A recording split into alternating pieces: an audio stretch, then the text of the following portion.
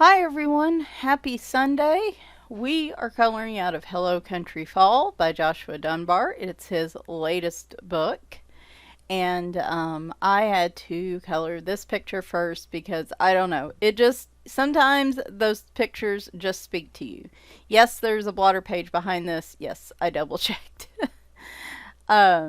Just, I don't know. This picture, I loved it when I first saw a preview of it, and then when I got the book, I liked it too. Now, it is a little more complicated picture than I've been doing lately.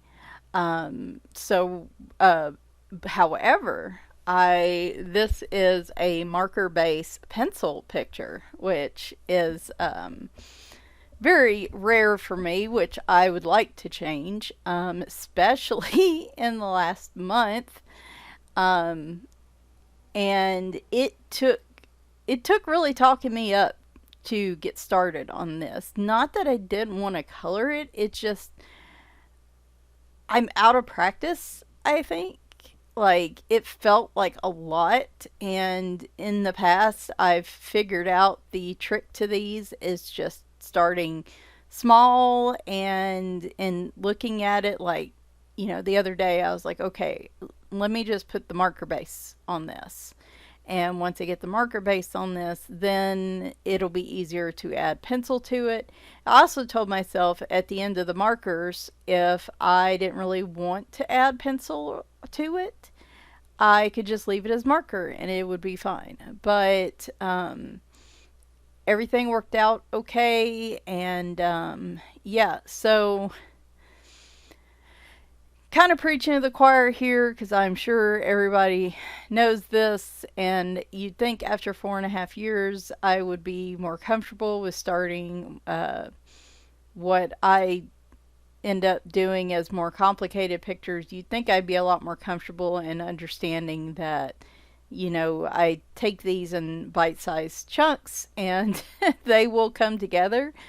But again, it's just been so long since I've been able to spend any time on a picture that's not a color by number that I just feel a little out of practice. And but this turns out great, and I'm so glad I did it. Now, the reason I use regular colors, so I'm using markers mostly Copic and Towtrees. I did want, for like the little smaller areas, I did want to pull out my Towtrees, and that worked really well. Plus, I feel like the Towtrees have a little bit of a different color uh, choice. Probably, well, I was going to say because there's 100 of them, but I mean, most of the other sets have 100 markers too. But their colors feel a little unique in certain ways, so I thought that would get me a little closer to what I was looking for. I use a few Ohuhu pastel markers, just various alcohol markers. I think I even throw a Cali Art in there. It just was the shades I was looking for. I just grabbed the marker that got me there. And this is a fresh, juicy Copic marker, and of course I wanted to black out the background. So I really thought about doing the cat on the pumpkin picture for, of course, Cattober. But I decided against that because in his Easy Fall book, I think that was the first picture I did there. It was a similar one with the cat and the moon and the pumpkins. So I wanted to do something different this time. I probably still will color that for the month. I just really wanted to do this picture. Just like I said, it just jumped out at me, like his pictures, some of his pictures tend to do. So, and I wanted to be something, like I said, the deer picture in there I could have done in autumn colors to match what I did in the spring version, but I just wanted something different. So we do that, and instead of pastel pencils, I use actual colored pencils.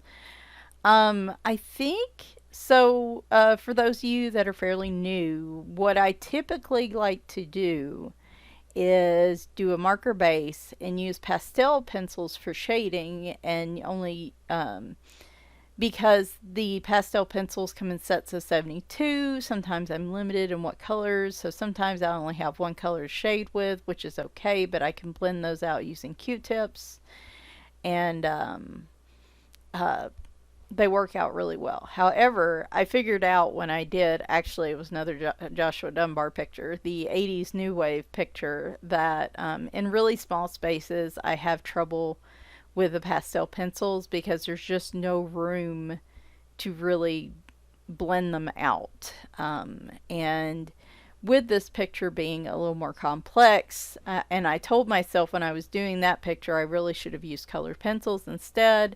So I think when I do the pastel shading, it'll probably be for images that aren't complex like this, like just if it was just like a big pumpkin.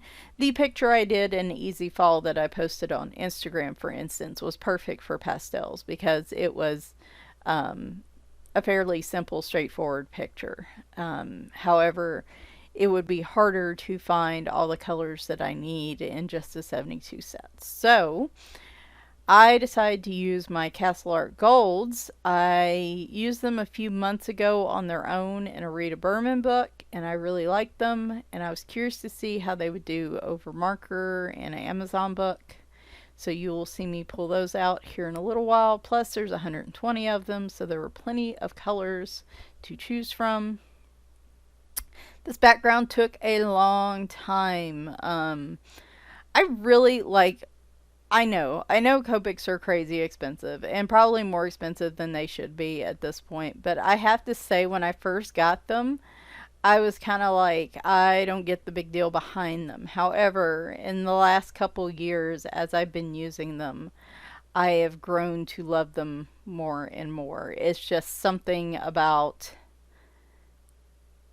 it's just, I don't know, it's something about how they blend and stuff like that. And the thing I've learned is that even if something's expensive, if I'm going to use it, it's worth it to me. Um, if you know, obviously if I can afford it and I'm going to use it, it's worth it to me rather than buying a bunch of different marker sets and just not being like just not being happy with them. Really the only ones that I've though Hoo Hoo pastels have held up well, I will say that, because I've had those at least I feel like a year. But like my other, but like the budget friendly marker sets I have, my Cali Arts are 4.5 years old. And while they've probably dried out some, there are a couple markers I've picked up. They are just as juicy as probably the day I bought them. And I don't know of any budget marker I have that has held up that well.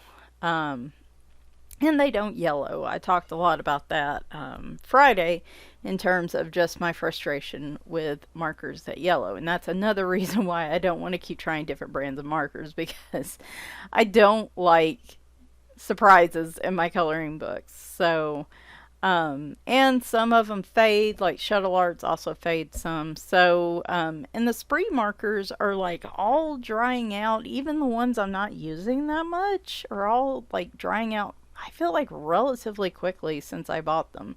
I feel like if the marker's drying out after a year, then, and with me not using it that much, then that's, for me, that's not good enough. I just, there are other markers out there that won't do that. So here I started using the towel trees, and I have a backup set, and I realized my 102 was, speaking of drying out, was drying out, so I had to grab the fresh one from the backup.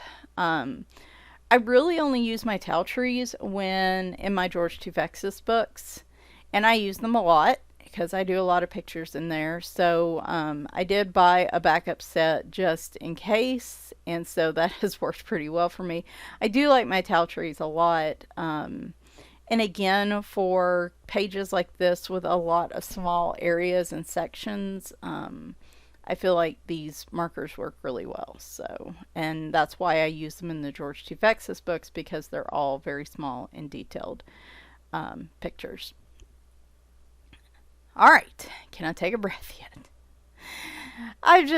I'm just excited. I'm exhausted still, but I'm just excited that I was actually able to color a page that, like I said, wasn't a color by number, and that turned out really nice, and I'm really happy with. And that I actually used some pencils. I am not pencil poor. I will say that. I have a ton of colored pencils and I just bought more. And so I really need to start using them more. I have it in my head that I have to use the markers first because they dry out, right? The pencils are just gonna just sit, right? So I don't, the longevity in them is better. And I think that's the trap I fall into. And of course, pencils do take time. For me, I am pretty slow when I color with pencils. I have to be mindful of pressure and time spent because it can bother my wrists and my arms.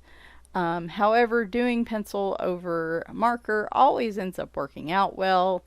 And every time I do it, like this time, I'm like, I should do this more often, and then I promptly don't. So, story of my life. And I really shouldn't have used marker on that little like door on the barn. I end up just making a it looks like there's just an empty dark window there eventually. I should have used something with a little more precision than alcohol markers. So,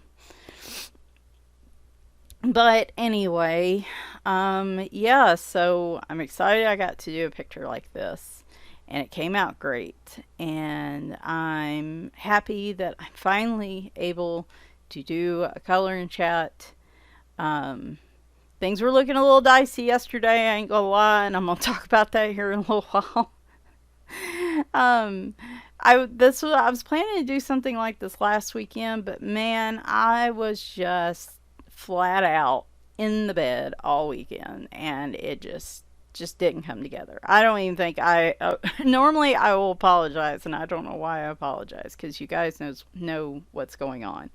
Normally I would apologize for missing a video, but I don't even think I said that. I just completely was like, okay, they'll understand, and just went on with it. So, um, anyway, so yeah, it feels really good to actually be able to talk and talk at length and about just life. It's like not a lot has been happening because it's been a lot of just work and sleep, but then on the flip side, a lot's been happening. I don't know how to explain it. Like, I still have a lot to talk about, even though it doesn't feel like a whole whacking bunch has happened. So, I don't know. I don't know how to explain it. But we're going to try to fit it all in to this video. So, it's pretty much split down the middle with the marker base and then the pencil. I'll probably put jumps in the description, and then of course we get to the finished picture at the end if you guys want to see. By the way, reminder, and I'm going to put this in the description, when I did the flip through of this on Tuesday, this book, we are doing a giveaway next weekend. I have an extra copy that Joshua Dunbar was nice enough to send for a giveaway. So I'm planning to do a live stream next weekend. I know. Tentatively scheduled for next weekend. Though I always have the next weekend to go to if need be. And I'm also going to have some other books to give away, but of course the Joshua Dunbar book is going to be the star of the show, similar to when we did the 80s New Wave giveaway back, gosh, what was it, June? It had to be June, early July, and that was the last time I did a live stream. So it's time. It's time. And so we're going to be doing that hopefully next weekend. Again, not sure if I'm going to always say this, and then when I get on there and we're having a good time, it ends up being 2 or 3 hours. So it'll probably be that again. But I always reserve the right, if I'm exhausted, to tap out early once we actually finish the giveaways. So my giveaways are pretty straightforward. If you've never been a part of them, we get on a live stream together. And basically, anybody that's interested in the book, I have you pick a number, usually between 0 and 50 or 0 and 100. We use a random number generator. And then the person closest without going over wins the book.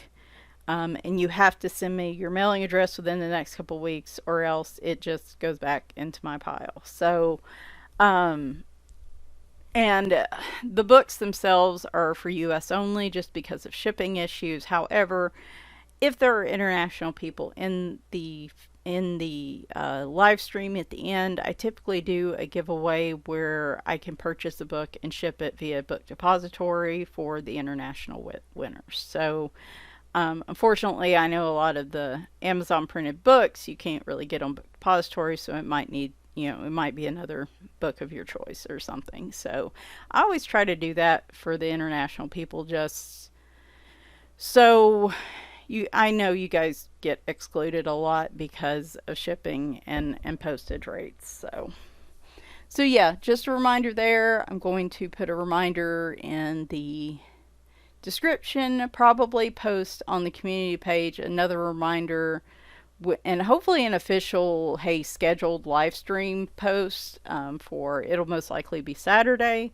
It will not be Friday, I can tell you that, but it'll most likely be Saturday night, though I would be fresher during the day, but I think more people can attend at night. So we'll do it. We'll do it Saturday night. So it'll be fine. It'll be fine. You guys help build me up and give me energy when I'm on these things. So when I'm like dragging ass, and I start a live stream, usually I feel a whole lot better while I'm doing the live stream. So it should be fine.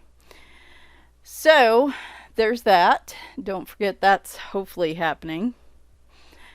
And yeah, so I actually wrote down my topics to talk about. Let's talk about the cats first, I guess. So, as you know, Kits and Caboodles. For those of you that don't know, that are fairly new to the channel, and Tori, if you're watching this, hi Tori.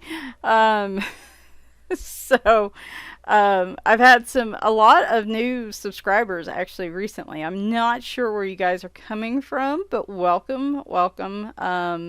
We are pretty casual around here. I do tend to run my mouth a lot, so if that's not your particular flavor, I completely understand. You can easily swing a cat and hit a coloring YouTube channel in here, so there are plenty of choices out there, but I always appreciate it if you do enjoy this channel. We are within I'm within breathing distance, like I can kind of see close to 3,000 at this point. I'm at, I think, 2860 or 2850, something like that. So I actually had thought about putting a goal of 3,000 subscribers by the end of the year, but it's cool, and of course I love the more people that subscribe to my brand of strange. I'm all for it, but I'm also, this isn't a job for me. This is a hobby. This is just kind of casual for me.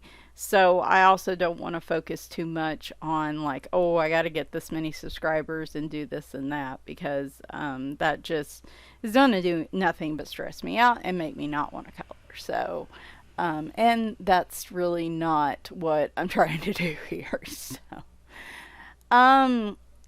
anyway, so I have, for those of you who don't know, I have 6 cats. Used to be my high score. Actually, my high score was 13 very briefly, and then I had a couple pass away, but I held at 11 for about 6 or 7 years, and then we have slowly moved down to about 6. Well, slowly, not really, because when they started passing away, mostly due to old age health issues, but we had some unfortunate surprises along the way as well with some of our younger cats. But we are now down to 6, and we have 3 girls, Winry, Scamper, and Sidonia, and we have 3 boys, Bagheera, Leroy. It stands for Leroy Jenkins, if some of you get that one. and Reepicheep. So they are all 13 or older, with the exception of Leroy, who's about 3 or 4. However, he is what I like to call my lemon cat, because I'm supposed to drive him off the lot and get a few years out of him, with quite a few years without any problems. Yeah, no, he's got health issues already. So he's a very sturdy cat, mind you. Like, he certainly does not let it slow him down. He lives up to his name, runs around the house like a fool, crashes into stuff, is sweet as pie one minute and the next minute gnawing my arm off. Very moody, but very, very Leroy Jenkins barreling into a situation without really thinking. And so he does not have many brain cells. Bless his heart. I'm looking at him right now. He's at the screen porch door looking out. Probably hoping none of the neighborhood dogs show up. We are having a problem with people in the neighborhood who either have fence dogs, or they're just their dogs are getting out and they're running around. And I know they know, and I know these dogs are owned because they have collars and they have places they go back to. I see them going back to these houses.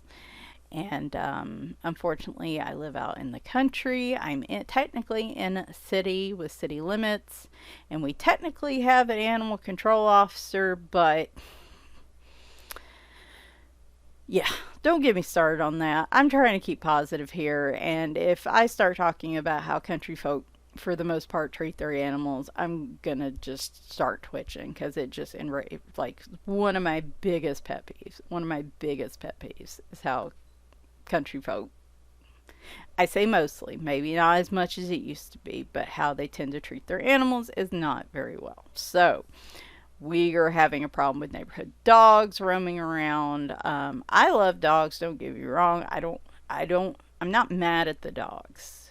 But I see them constantly almost get hit in the middle of the road. People laying on their horn. They are over here. They scare Wesley off, who is the feral, not my cat that I can never catch. That's kind of half my cat, half the scary witch lady down the roads. And there's new not my cat. But anyway, I don't know if they're friendly. I don't know anything about these dogs. So anyway, Leroy is not like dogs, so I figure he is out there checking to make sure they're not running over here to ruin his day. He is not a dog. He is not a dog lover by any stretch. So, but the cats overall are doing pretty good. So Scamper's the one that's had the most recent health issues. Big inexplicable drop in weight. She really wasn't eating that much. She had always been one of my healthiest cats. Like, I hardly ever had to take her to the vet for probably, I'm trying to think, she's 15 now. I mean, seriously, for 15 years, I've hardly had to take her to the vet.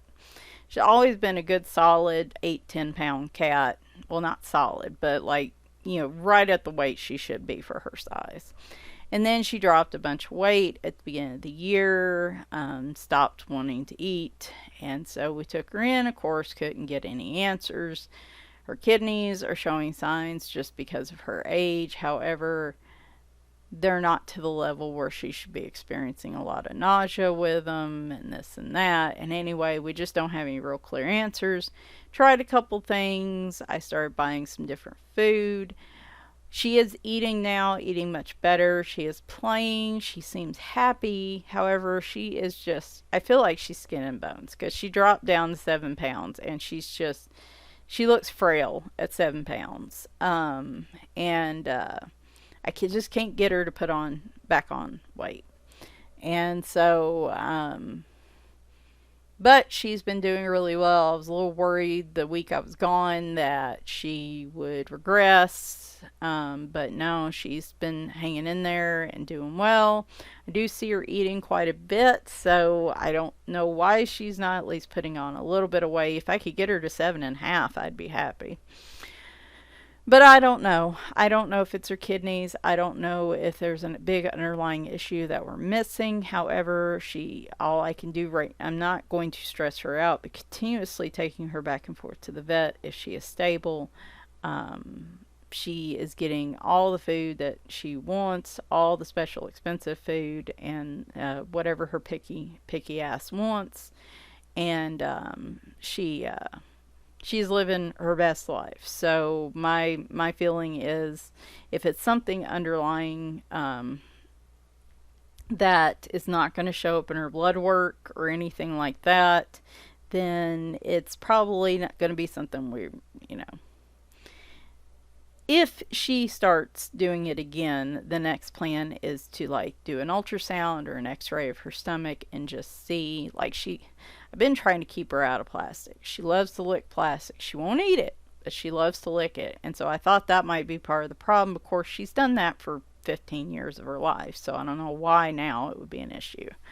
She may have ingested a piece at some point. I don't know. But like I said, she is stable right now. So as long as she remains stable, we're all happy enough with that. She is playing. She is out and about and being affectionate. There for a while, she was kind of holed up upstairs.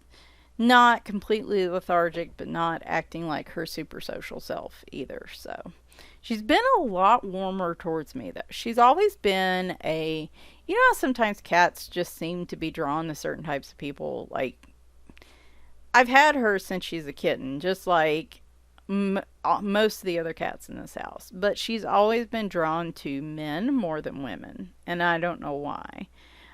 She used to love my ex-husband, my ex-stepson. She adored sleeping on his pillow at night with him. I had the cutest picture of him asleep with her on top of his head like a little hat. But she always and she loves my husband now, and so, but she's always been kind of like meh with me. She likes me okay, but I haven't been like her favorite person to go to.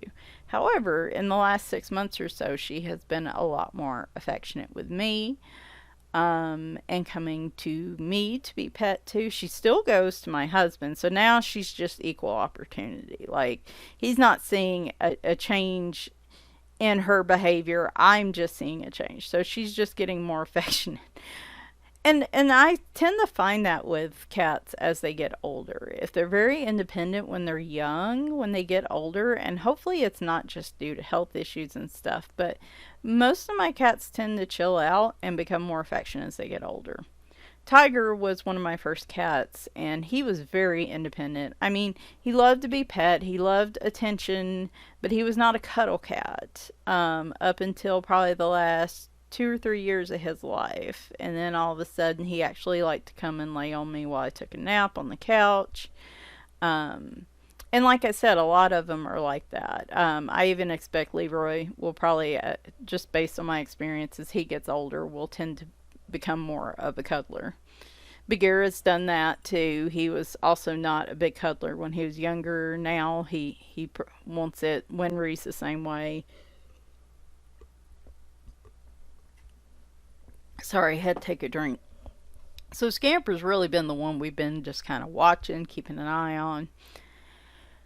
Leroy has something going on with his liver. His liver enzymes were off last time I took him, and I have been doing good giving him milk thistle.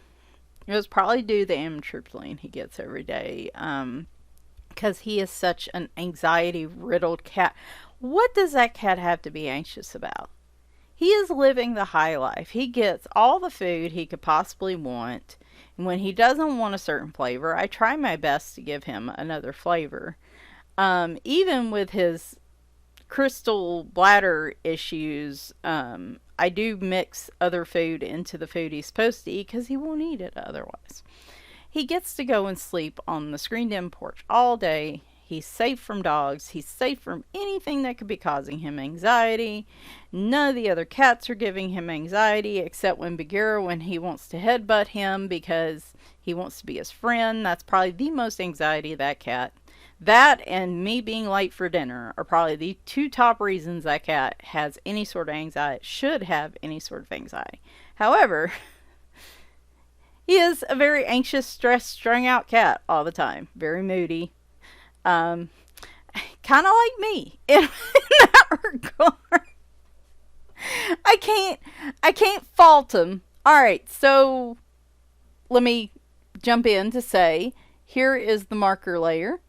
And it actually turned out really cute. Again, I could have added a few gel pens in, called it a day. However, I really got up on Saturday morning and I was like, you know, I really do want to add pencil to this because it has been a hot minute since I've done a marker and pencil picture.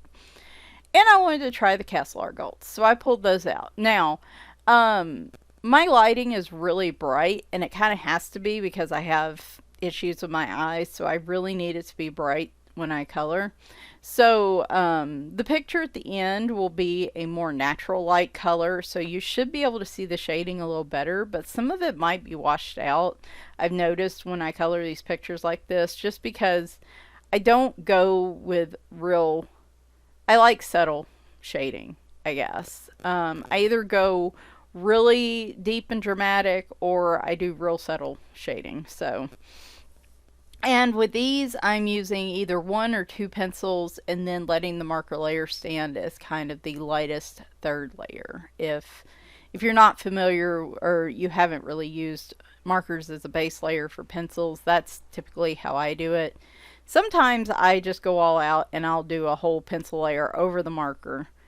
And the reason why that works well is typically with pencils, unless you're really pressing down and you have a hard leaded pencil, on Amazon paper you tend to get a lot of, because it's toothy, you tend to get a lot of those little white dots and white spaces that are really hard to fill in unless you just press down really hard, right?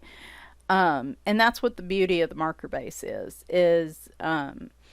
you don't have to press down hard, but you still don't get that white space because you've got that base there instead of the white paper. So it's one of my favorite ways to color. Like I said, it's less stress on my hands and wrists and less stress on my pencils. I wear them down a lot slower doing it this way because I'm not trying to use them to fill in the entire white space, if that makes any sense.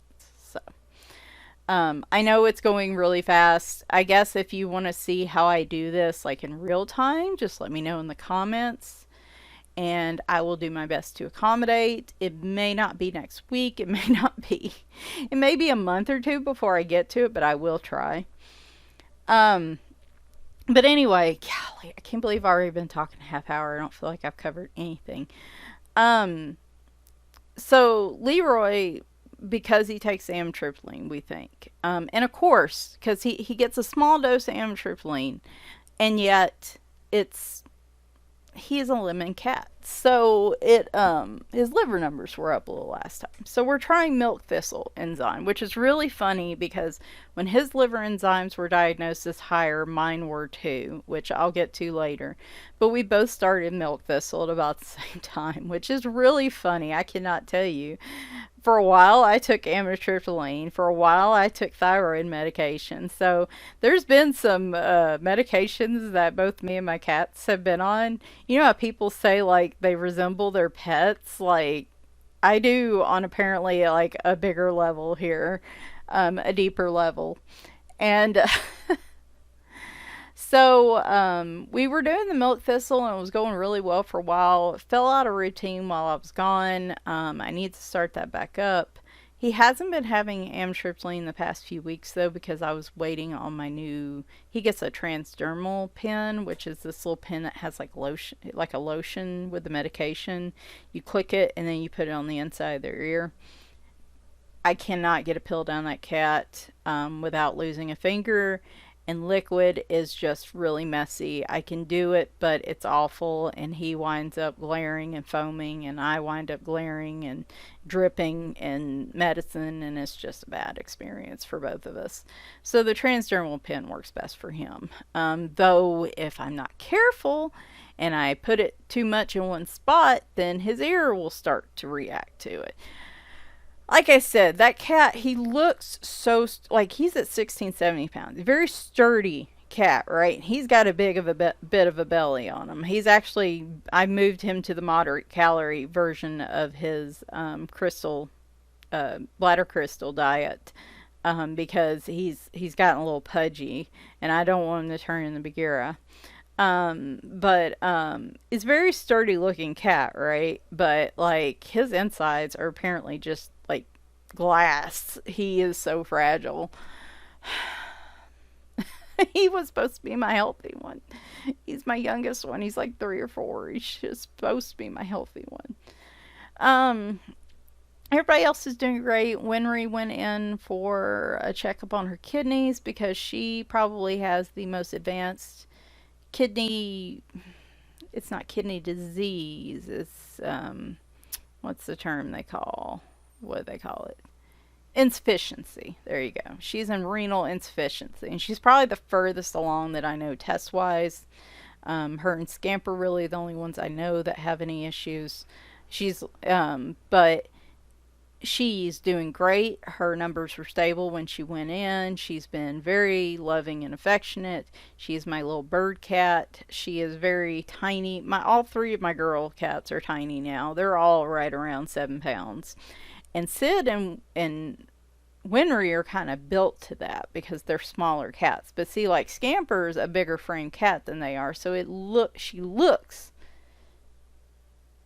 like she weighs less than they do. So those 3 I have to be really careful about and make sure they eat, because if a couple days go by and I don't catch that they're not eating, like they're going to drop weight real quick and it's going to get in a danger zone. Usually you do not want, unless they are just a tiny kitten-sized cat, you generally don't want cats to get down like to 6 pounds and stuff, because then they start having issues because they just don't have enough fat in their body and stuff like that. Like it just causes even more health issues. So I have to watch them constantly. Food time in this house is my biggest source of stress, just about, because they all want to eat something different. Some of them get tired of the same thing if I feed it more than 2 nights in a row, and it's like a puzzle, and it's not a fun kind of puzzle. I don't get a reward at the end, unless you count scooping out the litter boxes, and that's a, excuse my language, that's a shitty reward.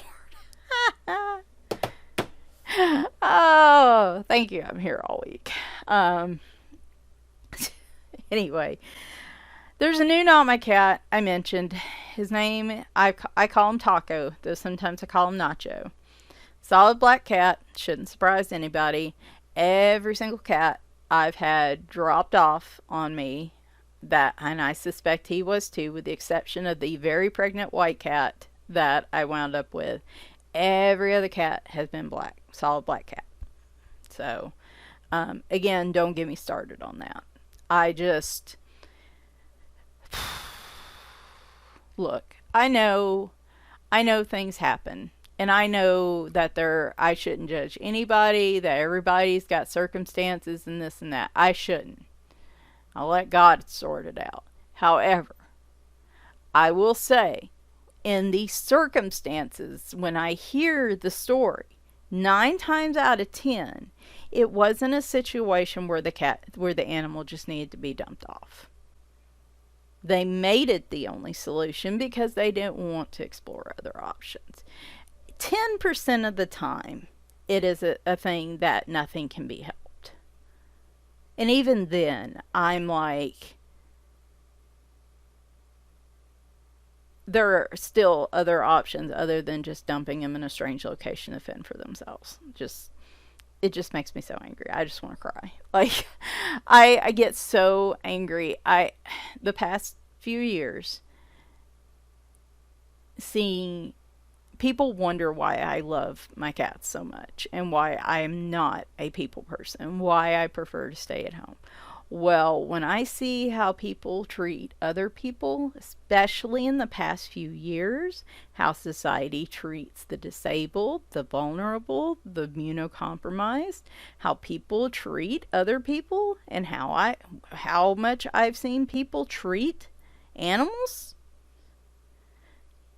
why would anybody ask me, why should anybody be surprised that I would prefer to stay at home? Now, I have seen some amazing things. I've seen so many people that are not that way. But I had to go outside my town. I came to the internet. and and that's one of the reasons I love this channel, is that I've met so many other people that give me hope, some hope for humanity. Like, my worldview of people as a whole before I started my channel versus now definitely was a lot more negative than it is now. Like, the coloring community has been a real positive experience. People as a whole that I've met through the coloring community have just really moved that needle from we are doomed to there's a little hope, right? Now, I can't say I'm super optimistic. However, you guys make me feel better about people as a whole than my typical day-to-day interactions and what I experience. Not day-to-day interaction, like what I experience here in the area I live. So I'm saying that. However, I'm pretty sure Taco was dumped, because at first he would run when he saw me, and so I thought he was just fully feral cat, and I was never going to be able to get hold of him. Then over the course of a couple months, I actually got him to the point where he comes up to me now, wants to be pet, will even let me pick him up. There's no way that cat's feral. Wesley is a feral cat because he will get within 3 feet of me, but he has never in 5-6 years ever gotten closer to me. And if I make any movement towards him, he takes off. And he's too smart for traps. Like that's a feral cat. If you have a cat that will come up to you to be petted and picked up and stuff, that is not a feral cat.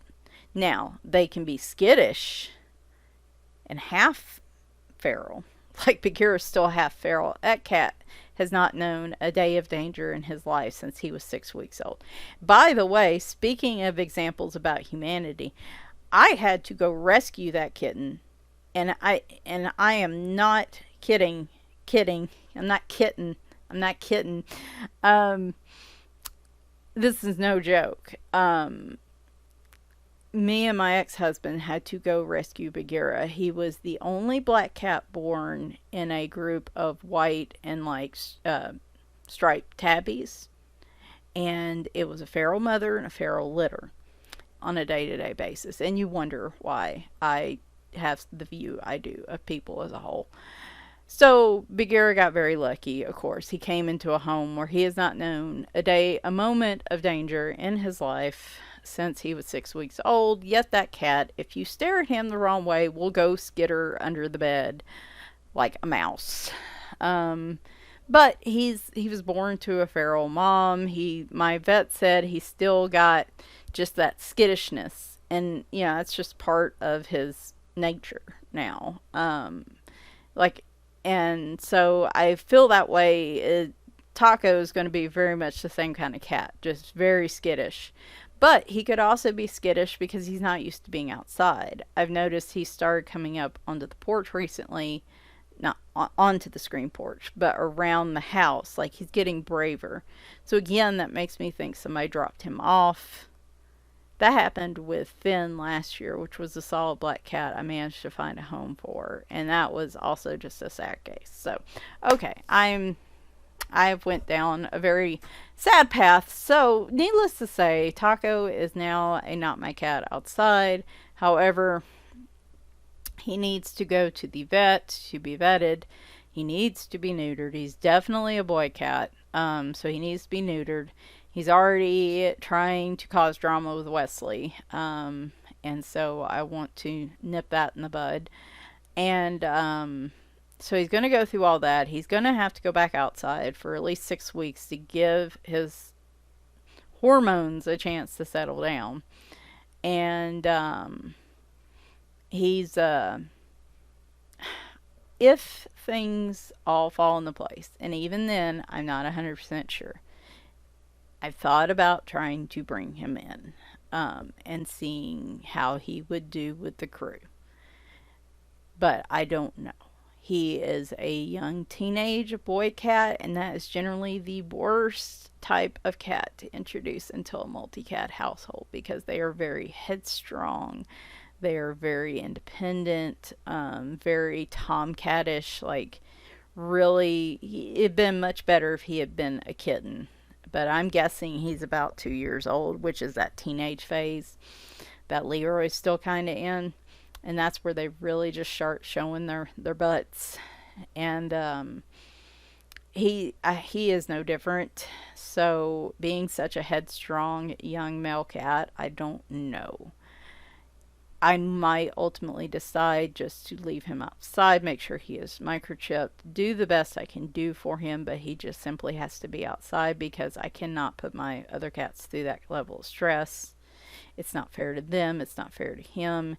If I can get him to that point, I also may be able to find him a home.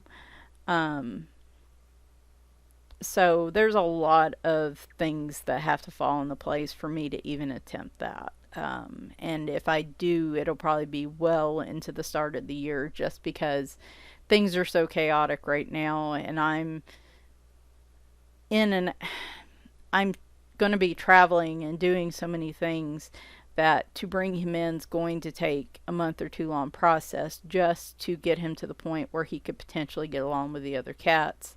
That I want to be able to be here for that whole period of time so that my husband doesn't have to deal with that. So we will see. We will see. He is very sweet, though. Very sweet to me. And not so much other cats. He doesn't like other cats. And thus the problem. I'm going to be curious to see now that he's coming up around the front porch and seeing the other cats. He is getting yowly and noisy right now, kind of showing his butt.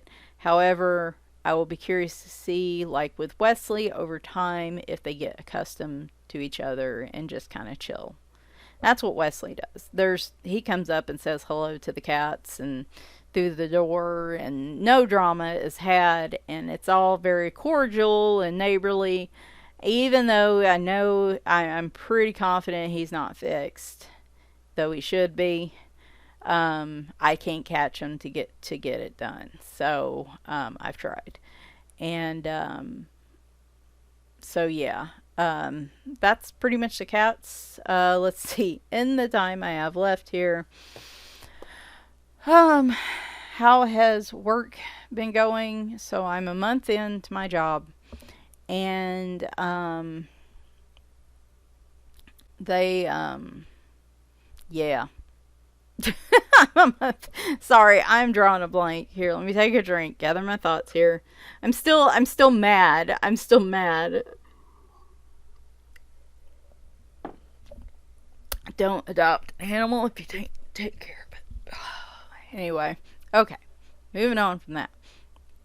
My job has encompassed most of my waking hours, just to be quite honest, over the past month, because they have a very not aggressive. They have a very heavy onboarding orientation type schedule and plan to follow on top of learning your job responsibilities. And so for the first month, I had like this whole series of things that I had to do, and there was a lot of videos to watch, assessments to fill out, training to do, and about the company culture, and it's very well done. I wish I had been as well prepared in a lot of my other jobs rather than just kind of thrown into it and saying, have at it, have fun. So I appreciate the time spent on training and onboarding. And my job responsibilities, it's been a transition into those. I'm not felt like I'm being thrown into situations where I'm just left to my own, which has been hugely helpful. So I do appreciate that. Actually, this past week's really been the first week that I kind of felt like I could take a breath.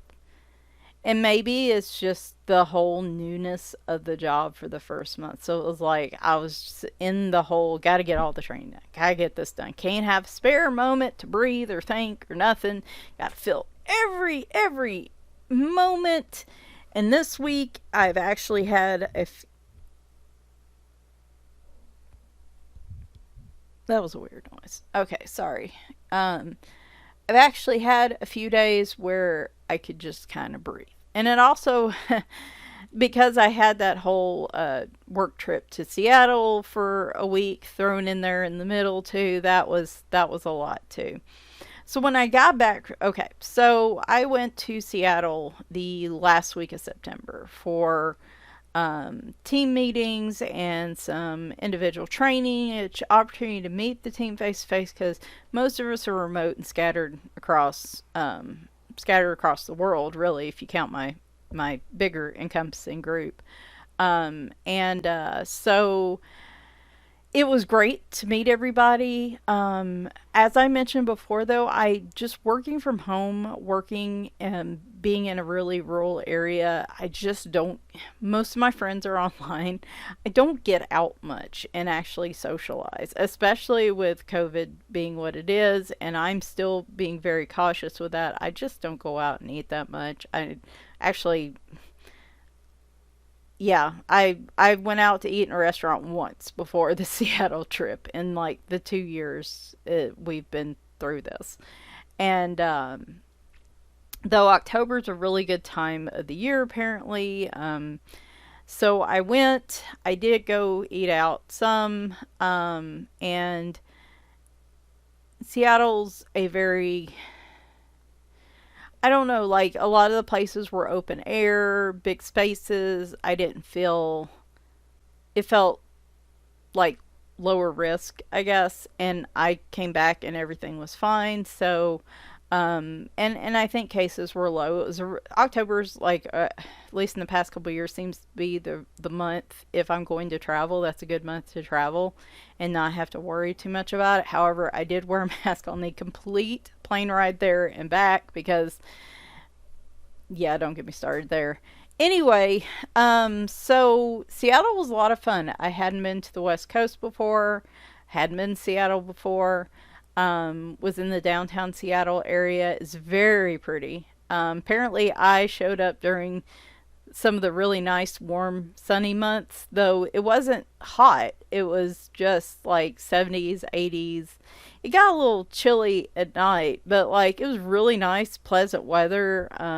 The one of the nicest looking downtowns I've been in terms of cities, and just so much to do within walking distance. Y'all, I ain't walked that much in 2 years. I bet. No, probably been a year. Just again, I live in a rural area. You have to drive to everything. There's no walking anywhere around here unless you just want to get out and walk for fun and enjoyment. And even then, we don't have sidewalks, so you got to be careful. But we just walked everywhere, like for lunch, for dinner. There were a few places we had to take like Uber and Lyft to, but for the most part, we walked majority of everywhere. I think the first day I walked like 14,000 steps. It was insane. I realized real quick that my old dress shoes were too tight and small for me, and I had to just wear sneakers the whole week. And I ended up with blisters on my feet, and it was terrible. But it was a lot of fun. It was, as much as I wasn't used to it, and I was getting tired easily, especially because of the time change, I did enjoy being able to socialize and go out. Just hadn't been, wasn't doing that a lot anyway, and then with COVID happening, that happens even less now, going out to eat and stuff. So it was just nice to be able to do that. And but when I got home that weekend, I was tired and I rested the whole weekend, but I don't really think it fully hit me till last weekend. And it was a combination of just being stressed, being exhausted, just from trying to do so much in a month where I'm just not used to it. And the weather change. Anytime we have a big weather swing here, it always wreaks havoc with my fibro, and I wind up really tired, really fatigued. I end up having issues with joint pain, like today, my right hip and all the way down to my knee. That whole bit of muscle running along that leg is really hurting me. And so that always happens around season change. So it all culminated last weekend, and I seriously just spent the whole weekend in bed. I was so tired. I was so just, I was really struggling. I'm not gonna lie. I'll be honest. I was really struggling and really down about it all because I was like, how am I going to get used to this? How am I going to get used to, because it's just such a change from the environment, that work environment that I was in before. And and that's a good thing. There's nothing wrong with that. It needed to happen. And so I needed this challenge. It's just, I don't, I just, some days I'm like, can I do this? And it just, it's hard. It really is really hard. And however, this week just felt a slight bit better. Slight. No, it felt better. This week felt better. It really did. And I say that, and then I got to tell you guys what happened. So, if you remember last year, and maybe I talked about it on here, I'm sure I did. When I went to Too Many Games last year with my brother, they had it in October instead of June. And so that was actually when I went to eat out. And that, where I was saying that one time I went out to eat was then. And when we got back from that trip, I started having chest pains that night. And so I ended up going to the emergency room. And of course, they checked. There was nothing wrong with my heart except my heart rate was high, which has been a problem up until I saw the specialist this year. But they couldn't find anything wrong with my heart. And so I made this big trip to the emergency room. Fortunately, the one I went to was not busy, unlike every other one in the area. And so I got seen reasonably quickly, but there was just nothing wrong. And when I went to my doctor, it comes to find out I have chronic costochondritis, I think is how you pronounce it. It's inflammation in your rib cage. And I carry all my stress in my upper chest area. And when I get super stressed out, and then when I have to do a lot of upper body movements, like for me, it was hauling my luggage up and out of the airplane rack, and like having to pull my luggage, and just that pulling movement on my upper body like aggravated it and flared up. And basically it was that chest wall inflammation. It just happened to be in the area right above my heart, and that was what was scaring me because it had never been there. It had just been across, all the way across. Well, that's what it was. I took a steroid pack and I was fine. That was probably the worst flare up I'd had. Since I got my heart rate down, actually it's been a solid year since I haven't had it do it again, which has been the longest period. And I actually was hoping with my heart rate being down that would solve the issue. Sadly, it did not fully. So Thursday, I also had to, we have a kitty tube outside. It's this outdoor cat house that is insulated, and I needed to clean it out, refill it with straw and stuff, just in case Taco needed it for the cold nights that are coming up. Leroy used it one winter. It works great. It does keep them plenty warm, so he used it one winter and he was absolutely fine. So I know it works, even in like single digit temps. And I have warming discs I can put out there that I heat up in the microwave if it really gets down to that. So I was doing that Thursday, and I guess just again that movement, that upper body movement, and I've just been so tense and just stressed the last few weeks. Thursday night my chest started hurting again. right in that same spot. And I was like, you have got to be kidding me. Because I know it's the inflammation, but it's going to be that one time, right? That one time you think it's the inflammation and it's something else. And I just had a friend who her husband had a stroke, and they were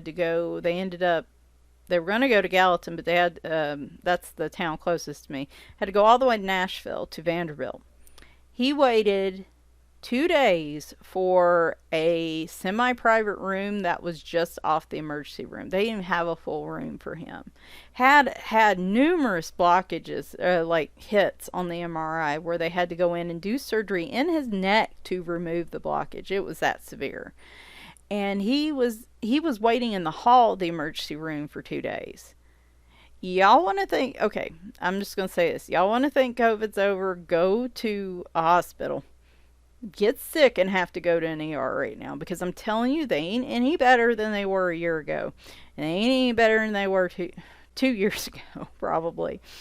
But he was waiting in the hall for an ER bed to open up for the better part of a day. Then he got in the ER. Then 2 days till he got that semi-private room.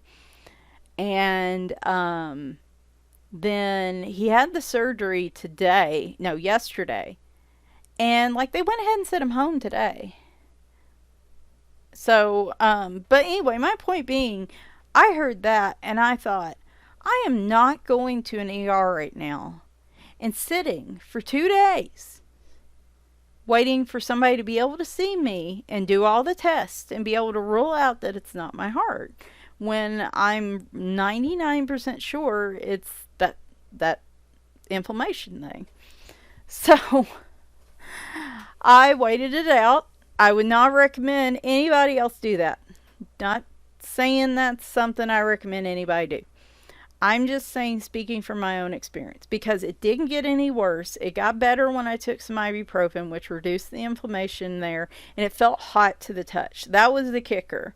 And that was the thing my doctor told me. She said, if your skin feels warm to the touch where that pain's at, more than likely it's the costochondritis. It's the inflammation that's flaring up. And that was the kicker for me. And I didn't have any other symptoms. So I did wait it out yesterday. I'm feeling much better today. That has mostly went away. Now it's my hip that's bothering me. And again, it could be the season changes. So that was fun. Because like I said, in the back of your head, you're like, I know this is what it is. But in the back of your head, you're like, it's going to be that one time. I thought that. And you're like, but Michelle, you went to the heart doctor and there was an issue with your heart. Not really. Well, nothing they could figure out. I went to the heart specialist because my heart rate's high and I was having palpitations. I've had them ever since April of 2020, when I suspect I got COVID, the one time I got it. I've had heart palpitations ever since. That's why I'm so cautious, y'all. With the health issues that I already have, I cannot afford any more. I cannot afford any more like long COVID type stuff. I can't afford any more long chronic illness issues. But went to see them. They did a Holter monitor on me for a week. They did a calcium coronary score on me just to see if I had any buildup in my arteries. I was at 0% risk, like they are apparently clean as a whistle, according to that test. The Holter monitor didn't come back with any issues. The biggest flare-up was the high heart rate, which they said was probably what was causing the palpitation feeling. They couldn't figure out what was causing the high heart rate. So they gave me, I'm on verapamil and metoprolol, I think is what it's called. That brought it down to an acceptable level. I've had no issues pretty much no issues ever since. So I'm lucky. That doesn't work on everybody with tachycardia, but it worked for me. So I am grateful for that. And I thought that would fix the constant inflammation issue. I thought my heart racing too much was part of the reason things would, my chest wall would get inflamed. But sadly, that was not the only thing. So we are finishing up our picture here, and look how cute it turned out. I am so glad that I went ahead with the pencil. I'm so glad that I went ahead and did this picture even though I was feeling a bit overwhelmed by it. Here it is. It is just, it turned out so great. I feel so good. I feel so good to have colored a picture that wasn't a color by number, that something that needed a little more time and attention, and it just, I I don't know. I'm just grateful I had the time to do that. And I think having the time, the want, and it's not necessarily the time, because it's the want. Because before this week, every time I logged off work, I would be so tired I didn't want to color. I didn't want to do anything. I just wanted to nap or just sit there and watch YouTube or something. This is really the first week where I've logged off and I'm like, you know, I still feel pretty good. I want to do some videos. I want to color. And so this has really been the first week that I've had the energy, I guess is what I'm looking for, to do that. And like I said, the moment I relaxed was the moment I had that flare up. So that to me is a signal that I definitely need to find it. And again, it's a new job. There really wasn't any opportunity to find a balance at the beginning, but it's absolutely critical that I find balance in what I'm doing. And I needed this change. I enjoy the job. I really do. Along with the challenges, I feel like it's good for me and it's a different environment. I'm using skills that I'm using things that I'm already familiar with, so it's not something that's completely new, yet I'm learning new things as well. Overall, I do like the job very much. I just gonna have to really stay on myself to make sure I find balance in it and that I don't work myself overwork myself on it, because I'm bad about that, always wanting to go and do and help, and there's nothing wrong with that, but there are times when I'm fresh and I can do that, and there's times when I'm not so fresh and I don't need to do that. And so I just need to find that balance. I'm actually going back I'm going for another team meeting, but this time it's going to be in San Diego in December. So I'll have another place to go and visit. Speaking of which, I'm going to put some pictures here at the very end of my trip to Seattle. Just a few pictures to show you guys. I did post them on my Facebook, but I didn't get a chance to post them to Instagram. But I really did like Seattle, and I will be definitely going back there on a fairly frequent basis. Not fairly frequent, but you know, at least probably once a year. So I have a lot of opportunity to visit the. I didn't get a chance to do any touristy things like go visit the Space Needle or anything, though I did go to the first Starbucks ever opened, so that was interesting. And but I got to try like all kinds of different foods, so it was a lot of fun. I'm looking forward to going to San Diego in December and checking that out. My brother and I have always wanted to go to the Comic-Con out there, so this is a good opportunity for me to kind of go out and get a lay of the land, so looking forward to that. So yeah, it's been a lot. I haven't really had any energy to do anything but work for a month, and so I'm finally starting to get to the point where I'm feeling a little better, and now that I've relaxed, my body's like, okay, now I'm gonna hurt on you. So real quick, what else I've been doing? They had a Prime Day early access sale earlier this week for Prime.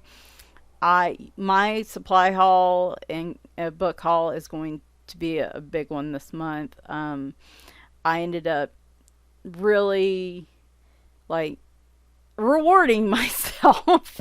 I told myself, well, you know, I was going to splurge a bit when I first started this new job, because I can, and so I did, and a lot of stuff was priced the lowest I've seen it. I'm not going to tell you everything I got, because then I'm just going to repeat myself when I get the supply haul. video out, but I will say I did buy also for work electric standing desk, and I'm going to set up here. And I got like a standing mat for that, and I got some different stuff for my office too. You know, I got a bunch of new clothes since I have not been clothes shopping in years. There really hasn't had a need to be now that I'm actually doing some traveling and stuff, and having to be on video a lot at work. I wanted to get some clothes that just weren't old. You know, I don't want to be in old t-shirts all the time on video. So I really splurged on some clothes, and you know, as a gal, I got some new bras, which I don't know, as a woman, for me, those are always an afterthought, and I should be buying them, you know, that, especially because I have back issues. You would think I'd be more on the ball about making sure I have proper support, as we say.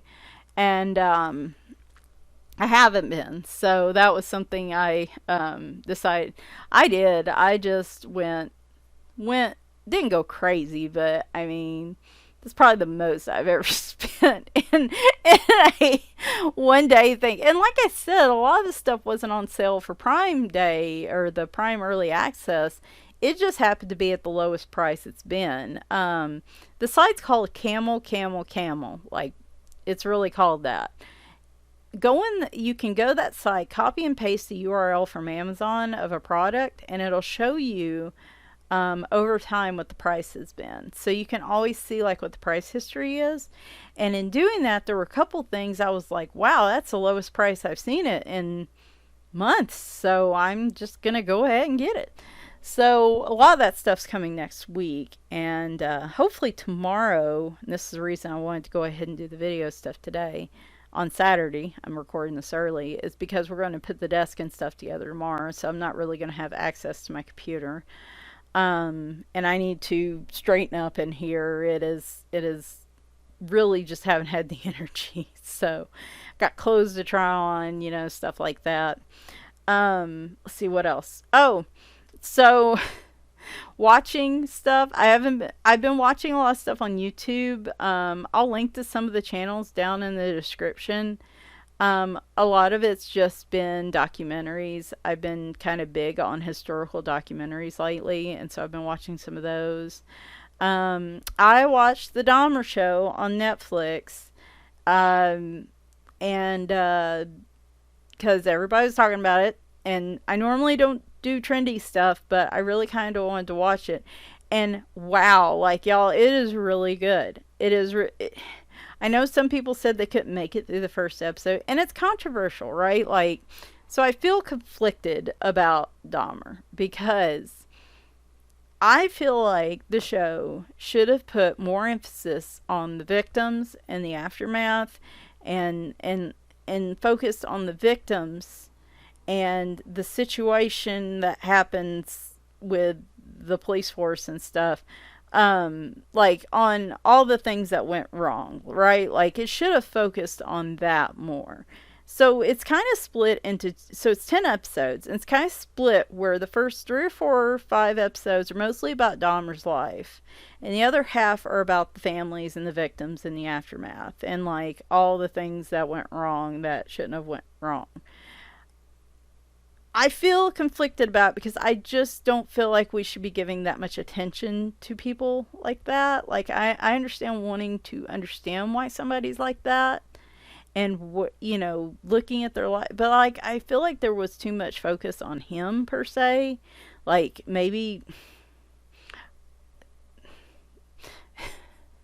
like they were trying to build some sympathy at some point for him. Like, I don't know. I don't know how I feel. Like I said, very controversial. A lot of the families didn't even know this was happening. Netflix is going to make so much profit off this, and as far as I know, they're not donating any to the victims or the families, which should have been done. So I don't want to necessarily say watch it. However, if you're going to watch it, what I would say is start with the episode, I think it's called Silent, or It's about episode 5 or 6, and it really starts with a focus on the victims and the aftermath. The second half of the series is the best part of it.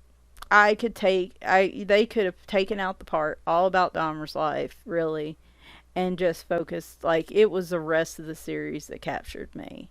So if you're gonna watch it, what I would say, if you really don't, you really don't give a flip about Dahmer itself, you just want to, you know, you want to see the rest of it, I guess, I would say focus on the second half of the series is, I guess, the compromise here. I still think it's controversial. I'm still conflicted about it myself, so it's not like I want to say to people, yes, definitely watch this.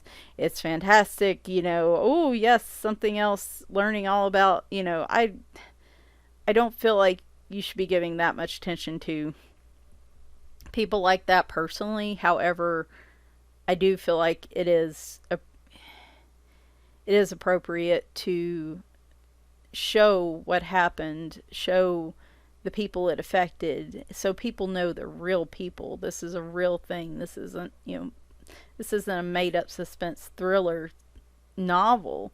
I think people lose sight of that, and that's where it can be a benefit, because you get to see these as real people, and the humanity of it touches you, I guess. At least it does me. And so I feel like it's important to focus on that, and like focus on what went wrong, so this type of stuff that, hopefully can be avoided in the future. That's why I'm saying watch the second half of it if you're going to watch it, because that's really where they focus on all that. I just wish Netflix had done that anyway, and just done that part of the show. And I wish they had donated to the victims' families. So again, kind of conflicted on it. I know it's done well, so it's like, are they going to do this with others? And again, just very controversial. However, like I said, it is very well done. The second half of the season just was incredible. Incredible. Some of the best TV I've watched, in all honesty. The actors, Niecy Nash is in it. She's amazing. Like, they're all amazing. So, and the actor that plays Dahmer does a really good job. So, I'm not dissing the actor here. I'm not saying don't, I mean, I'm amazed anybody would take that role, to be quite honest. But he does it, and he does it well. But it's just, anyway, it is incredible TV. But like I said, that would be my recommendation if you're going to watch it. Other than that, I've started reading dystopian novels again. Not sure why, but I read the Matched series. I can't remember who the author is. I'll link it in the description if you like dystopian series. This one's a really good one. It's one of my favorites. And I don't see anything much about it. I'm reading the Divergent series now, and I'm probably going to read the Hunger Games again. It's just been quite a few years since I've done this. And what's really funny, y'all, is I've read too much dystopian, and I'm stressing too much about work, because I had a dream the other night that I was going to have to I'd done something wrong at my job, and in order not to lose my job, I was going to have to go through this series of challenges that are similar to like the dystopian worlds, and where you get picked for stuff, kind of like not quite Hunger Games level, but like a series of like my two worlds that were really the only things I was doing a lot of, reading and work, kind of melded into this weird dream. I can't even, it's so funny now. I woke up, I was like, I've got to start doing some stuff other than napping and working. I'm like, this is crazy. I just think it's funny. Anyway, the other thing we're doing, we're going to be watching horror movies, of course, this month, because it is my favorite time of year. Tucker and Dale versus Evil. I love that movie. It is so funny. It's not scary, but it's just funny.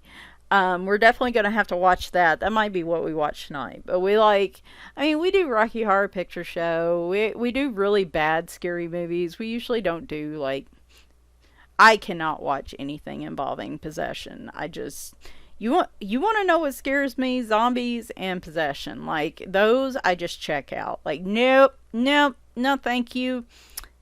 Zombies I like. I will watch stuff about zombies, but it does unnerve me.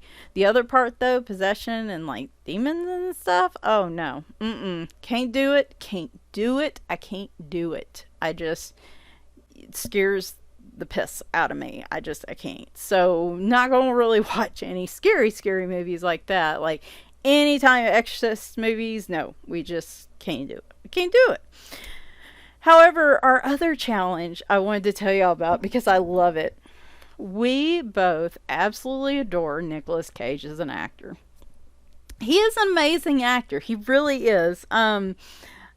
I don't know of any other actor that we have watched so many movies that typically would be just bad or unwatchable movies that are just turned into strangely compelling movies because of him as a character. He's just that good of an actor. So, we just have a huge love for Nick Cage. I love that he's so over the top and he's just really in his roles. And I just think he's a fantastic actor. And we watched that newest one, The Unbearable Weight of Massive Talent or whatever that he's in. And it was pretty good, but it actually wasn't as crazy as I thought it was going to be. But like we watched Pig, which was really good. We watched Mandy, which is a genre of movies that I wasn't even aware existed. Well, no, I was aware they existed. I just had it out of my head. It's like the horror gore type movies. Wow, I'm not even saying that as a recommendation. Like I don't unless you're into that type of stuff, I don't recommend watching that movie. That was the one of the weirdest movies I've ever seen. What was the other one? I know we're just sitting here staring at a picture. I'm sorry, but I knew this was going to happen because I have so much to talk about. What was the other one we watched last weekend? Oh my gosh, it was one of his newest ones that's come out, where he's the guy that's looking for the missing daughter, the missing girl, and he's wearing this suit that has a bomb on it. And it's very artsy movie, a very artsy movie, and a very not typical movie we would watch. However, Nick Cage just makes it compelling. Like, that's just what he does. That is, I think, his biggest appeal as an actor is he will take just about any role that they give him. And as bad as the movie is, he could just make it so compelling. So we have a Nick Cage challenge. And our plan is, because he has a very vast library of movies that he has, and made for TV movies and stuff that he has started. We have a Nick Cage challenge where you're going to watch every single Nick Cage movie ever made. So I need to start the list and go ahead and write the ones down that we have watched together. We did watch Raising Arizona, which was one of the movies I watched a lot growing up. It's a very different look for Nick Cage. And there's been others, and I can't remember them offhand. But anyway, if you're a fan of Nick Cage, I am too. And this is a lot of fun. We're really enjoying it. I don't think there's been a movie yet that we've watched that just like was so bad we had to turn it off, because like I said, it's freaking Nick Cage, right? I know. We're special. we're unique. It's fun though. It's really fun. Anyway, all right, I have talked enough. Normally I try to keep these at an hour, but I just have plenty to talk about today. So I couldn't resist, but I hope you guys enjoyed. I will be back on Tuesday. I did pick up a few books, at least two, that I'm going to show on Tuesday. I don't think they're new release. I know one's not a new release. The other one may be a fairly new release. Just pretty much straightforward Tuesday. Friday, I will be finishing my coloring book collection with all my color by numbers. Next Sunday, I probably will do some type of color. Might be coloring music, might be doing using watercolor pencils and talking through that, might be we'll try to do something. No, I take it back. Next Saturday is supposed to be the live stream. That's the thing. So hopefully next Saturday is the live stream. There won't be one on Sunday then. The next week will be supply haul and book haul on that Friday. And then probably completed pages on that Sunday. So, and then I'll probably have some more new books on that. Tuesday's going to kind of be the new book day, I think. And most weeks, I will probably have at least one book to show. So, anyway, that's kind of the schedule for the next few weeks. Hope you guys have enjoyed. And I'll talk to you soon. I hope you like this picture. Like I said, I'm super pleased with how it turned out. It feels on par with my other Joshua Dunbar pictures I've done. And I'm really glad I went with the pencils this time, the colored pencils instead of the pastels, because with all the smaller areas, I feel like it just would have been more challenging to shade with those in this picture. So it turned out super cute. At least I have a complex picture for the month. If I don't have any other time, at least I had the time and ability and energy to do this one. So thanks guys for watching. Talk to you soon. Bye for now.